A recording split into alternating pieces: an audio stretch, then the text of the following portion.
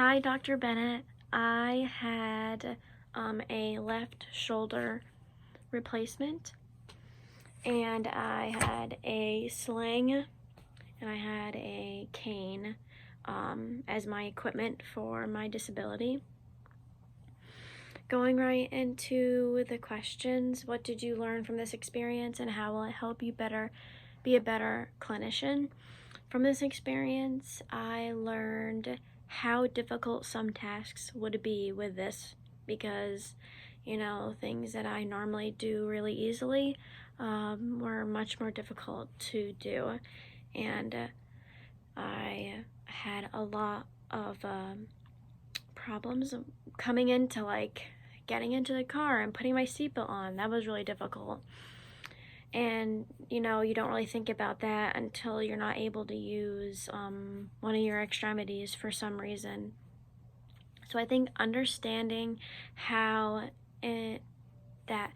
having a disability can really impact you can really change your mindset and be more empathetic to individuals who are going through that. I can't say that I know exactly what it is because I don't, but I can relate this to when I'm out in the field.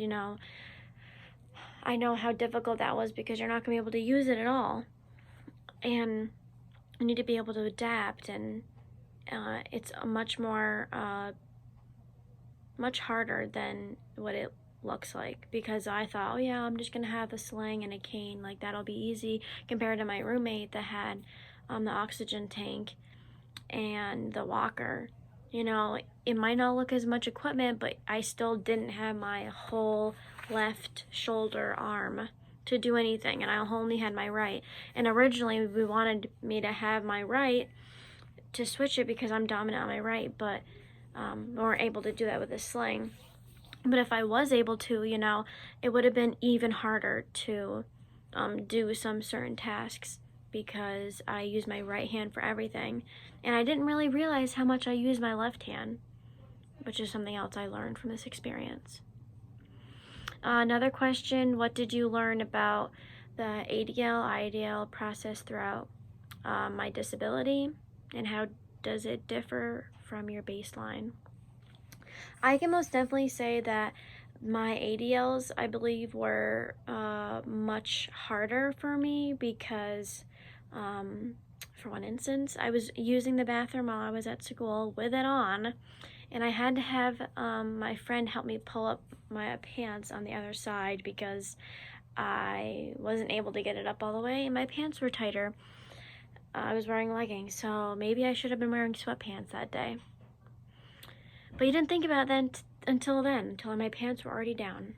Anyways, so my ADLs, especially bathing, was fine because I didn't wear it in there. But I imagine that when I was in the shower, I'd have my arm like this, so I couldn't move it. So I was only going like this, and I wasn't able to really shave my legs because I was trying to get the shaving cream, and it was difficult.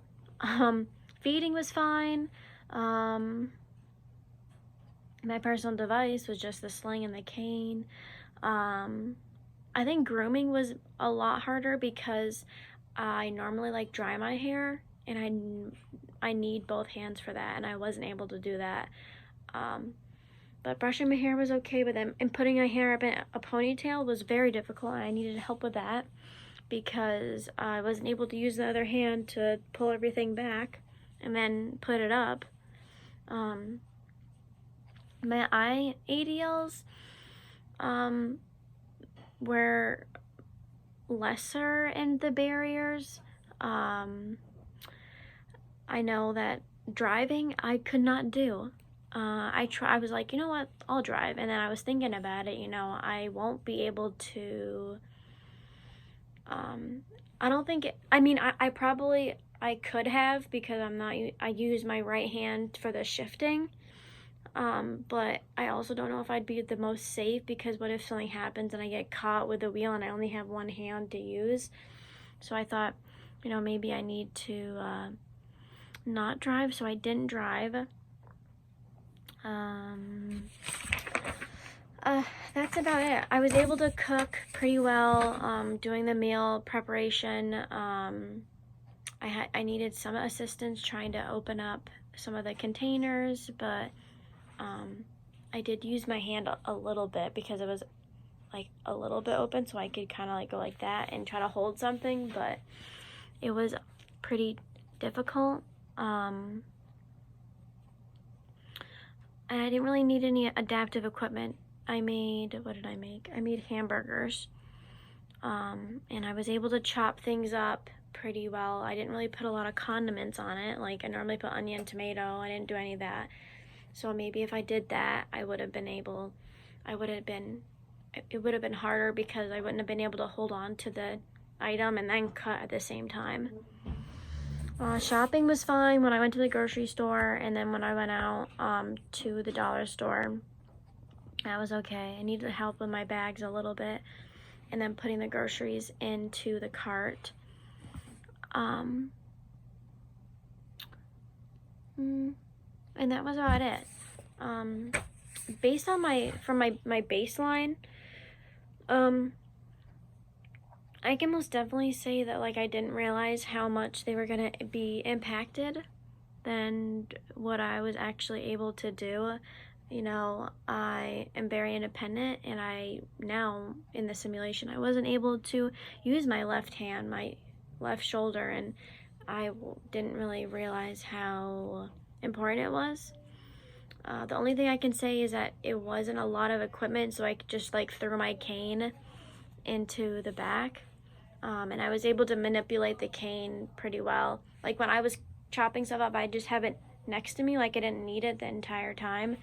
Only really when I was outside and walking through the house, I used it. And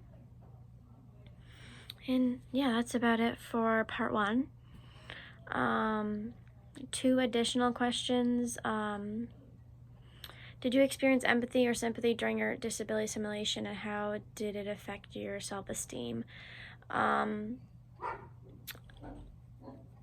don't know if I experienced other people when I was in the grocery store kind of looked at me a little odd because I was so much younger with it on, so maybe they were a little sympathetic to me. But for myself, or my friends were, because they were helping me, so they were a little more empathetic towards me because they wanted to help me and they knew that I was struggling, so they would help me do some tasks, like when I needed my pants pulled up. That was pretty difficult. My self-esteem kind of went down because, you know, normally I would have been able to do everything for myself, but I said in my my narrative paper as a client for myself, you know, my self-esteem was down because I wasn't able to do everything for myself like I once was. I guess you didn't really realize how important your independence is until it's gone, because now I'm not able to keep up with my friends. I wasn't able to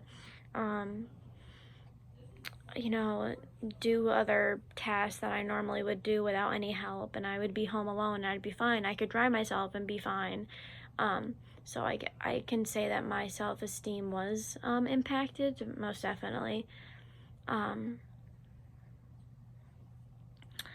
going off of that, you know, what was the most challenging for you during your 72-hour disability simulation? I think the most challenging was I almost felt like I was like constrained. I felt like I couldn't move, even though I could only move. I only wasn't able to move my left shoulder. I almost felt like a little restricted because I wasn't able to do it, because I knew what it felt like to do prior, and not being able to move it at all. I was like tensing up, and I needed to remember to relax and, you know, not like think about it really, because I was thinking about it a lot because I felt uncomfortable because I'm not used to it, clearly. And yeah, I think that was the most challenging part of it.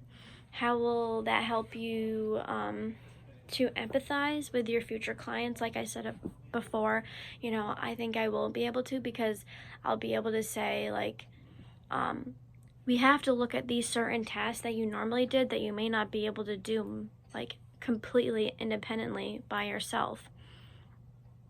Because now looking at it from a perspective that, I wasn't able to do some things, now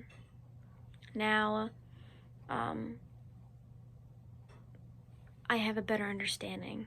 Because, if you're able to do something and then the next day you're not, that can really impact you mentally too. Because I was like overthinking the entire time when I had it on, like, this is uncomfortable, I need to, like, I don't like it. But I guess you have to get past that psychological effect of, it's already happening, and you gotta, like, go with it, and you need to adapt, and you need to, like, figure out how your lifestyle can be adapted to what's going on. Into part 3. What was it like going into the community? I did not like it very much because I felt kind of embarrassed, and I can imagine that somebody that truly has a disability, is embarrassed because people are looking at them. Like, I know people were looking at me as I went into Aldi's, and they're like, clearly, like, I mean, I don't know if they were saying it, but, like, I can imagine that they're like, this girl doesn't have blah blah blah. And, like, you don't know what people have. Like, you can't judge people. And I felt judged, and I didn't like it. The equipment was fine, like, transferring everything out of the car. Like, the cane was really easy. I got much more comfortable putting the straps on. So first I would put it in my shoulder or my elbow, and then I'd reach around and I'd grab the one to go over here and I'd buckle it, and then I'd grab the one around my waist and then buckle it. So I got pretty good at putting it on quickly. What specific items did I choose for my meal? I chose to make a hamburger and roasted vegetables, which is like my go-to. Actually was like a bean burger. So I roasted the vegetables, and then, well, first I purchased them.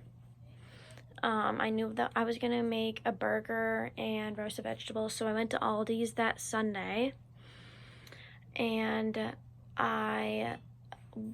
it was fine. I had some assistance from my friend that went with me, and she drove.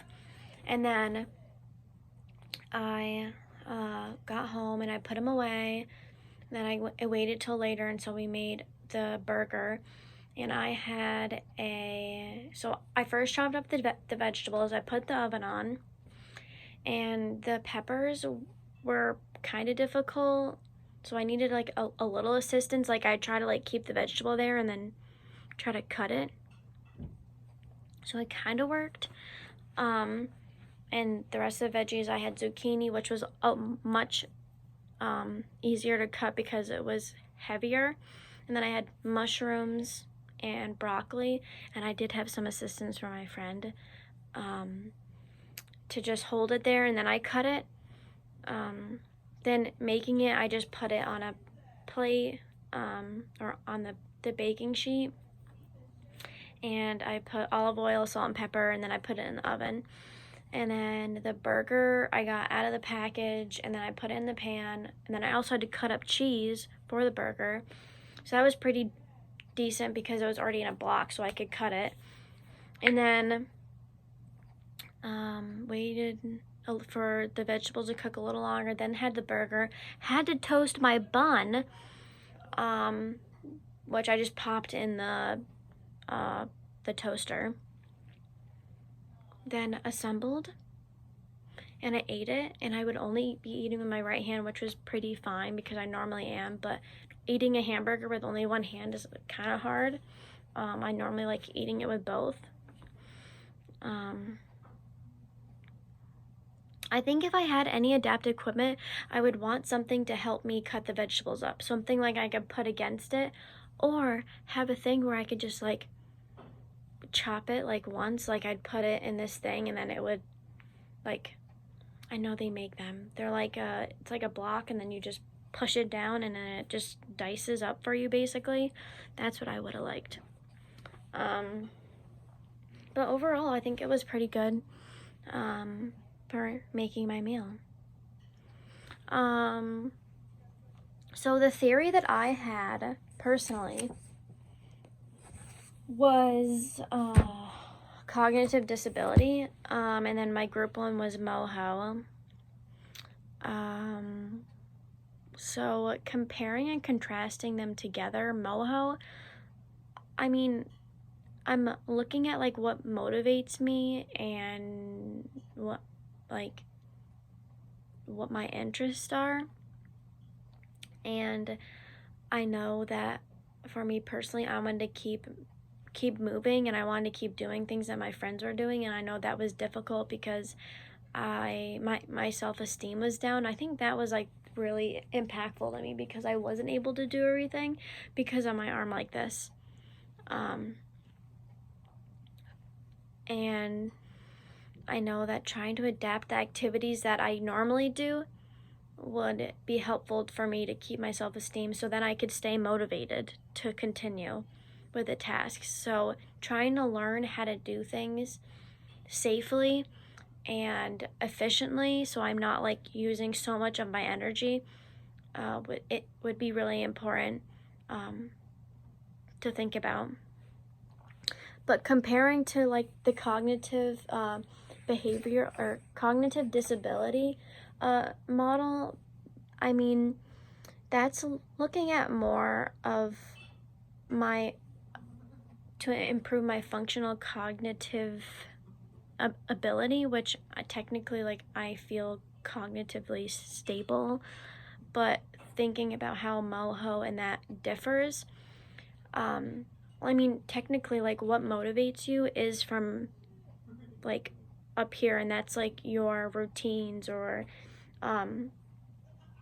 your like habits of what you do all the time, and MOHO is what motivates us, and that's what we do all the time. Like we want to be able to do this independently, so cognitively like I need to be able to do it, and if I am not able to perform those tasks, then you know my self-esteem and my routines won't get done and I won't want to do it.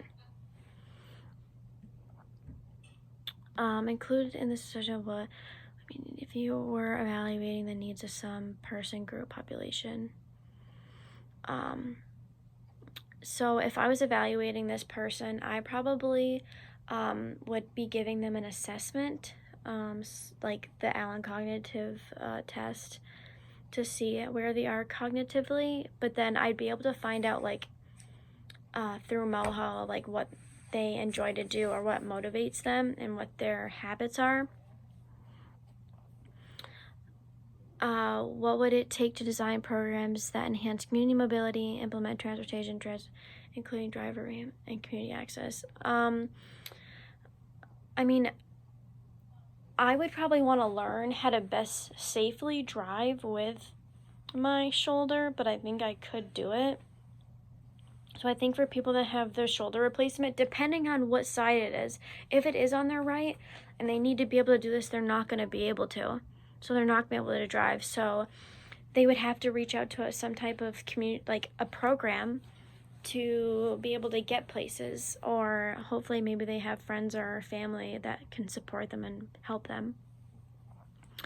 To design a program, I mean, you would have to get the right equipment, the right type of vehicles to do it. And you would need to get information from like OTs, PTs, like what's needed for them to be able to participate in certain activities and to do it safely and making sure that it's available and then cost effective. It would to design this, I think it'd take a little bit more than what I would think. to do, because like you have to think about multiple disabilities, how much money, the funding, where are you getting this from, where are you going to be located, how are people going to find out about you, and it's it would take a lot more. But if you have background of like what it's like, I think your motivation to help other people would be much higher.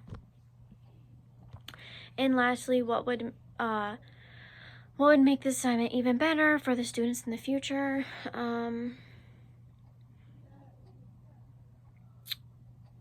I think everything that we did was great. I mean, I don't really think there's anything that I can think of that would make it better. I know that before, I think previously, like, we didn't have to do this as long. I think it was like 48 hours, but I think the 72 hours is more beneficial because you're doing it longer and you're understanding how much it's actually affecting you. And then each day you might be doing something a little different and then realize, wow, I didn't realize I wouldn't be able to do that, and how can I do this differently so I can adapt to be able to do it independently. So yeah, I really enjoyed this assignment, Dr. Bennett, and I can take away a lot from this experience, and I understand more about what entails in having a disability and what the psychological implications it can have on the person and how it affects everybody differently. So yeah, thank you for listening, and enjoy the rest of your day. Bye.